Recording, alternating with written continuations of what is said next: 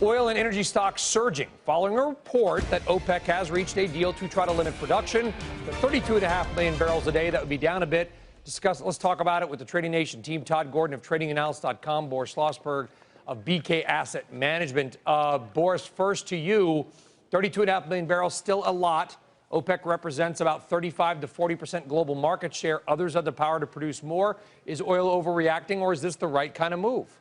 I think if the numbers are to be believed, we're still going to have a little bit more momentum here. That is a very, very sharp cut. So I do think we may have a potential here for oil to go to 50. But having said this, I just read an article today about how the oil industry is becoming super efficient at this point. It's really standardizing all of its drilling equipment. It's becoming very scrappy. So I think you're going to see a lot of these frackers and everybody else come online very quickly and add to the supply, and therefore prices are probably going to top out at the 50 level. Okay, Todd Gordon, technically, oil got a little pop today, but what about the longer term or medium term chart? Yeah, Brian, we haven't broken anything in terms of technical resistance yet. Looking at the XLE, the energy ETF, we've been leading here a little bit, but until we break through the $48 region, we are technically still in a downtrend, and the energies have been underperforming for a longer period of time. I understand this is somewhat of a game changer, but the technicals don't show it. If you look over at the crude oil market, same situation, pretty much a very similar chart. But they wouldn't show it, right, Todd? Only because it just happened today. So unless you're looking at like minute by minute, doing like...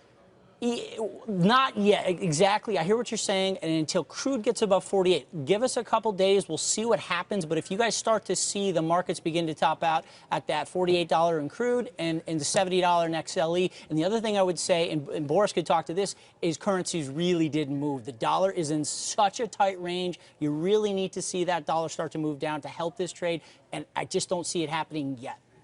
Yeah, dollar CAD did move, but not as much as we would expect. The dollar index hasn't been, I mean, it's been in a range since, what, March 2015. I mean, this thing is so tight. I think, and I want to be clear, guys, on the magnitude of the cut, because I know John was just on saying 40 million is a daily. That might have included Russia. I want to get back, John, on, because OPEC's own numbers have them at about 33.5 million. So this would be a cut of about a million, if that. So, guys, thank you very much. Jackie DeAngelis, let's go. We had a little push-pull with John there just a moment ago about the magnitude of this cut. The pure OPEC number, now again, they don't tell the truth all the time, and there's third-party sources, is a little over 33 million, correct?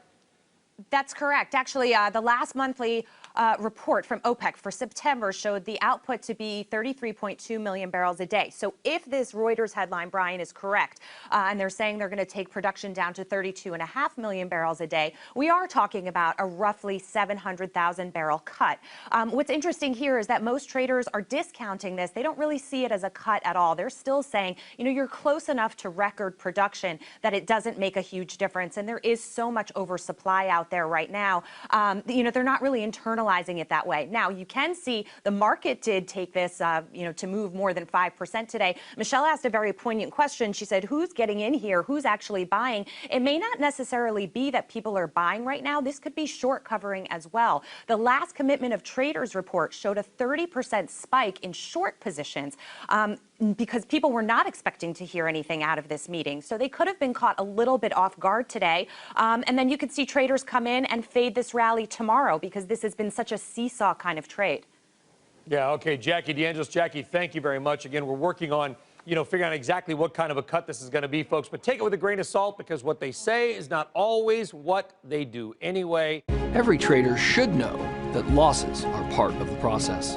So in an effort to reduce your risk and define your max loss, consider using static stop or trailing stop orders. This can help eliminate emotion from your decision making and set you on the path to consistent trading. Hey CNBC fans, thanks for checking out our YouTube channel. Here you're going to find videos packed with all of the information that you need to be smarter about your finances. You can subscribe by clicking right here and click on all the videos around me or the I right here to watch the latest from CNBC. Thanks for watching.